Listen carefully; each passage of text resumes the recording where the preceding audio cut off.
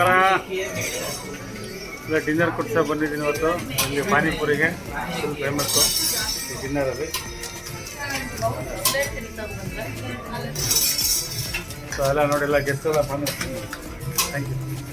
ಪಾನಿಪುರಿ ತೊಗೊಂಡು ಫುಲ್ ಸೇವನೆ ಮಾಡ್ತಿದ್ದಾರೆ. ಹೇಗಿದೆ ಪಾನಿಪುರಿ? ಯಾರು ಮಾಡಿದ್ರು ಹೇಳ್ಬೇಕು, ಫೀಡ್ಬ್ಯಾಕು. ಹೇಗಿದೆ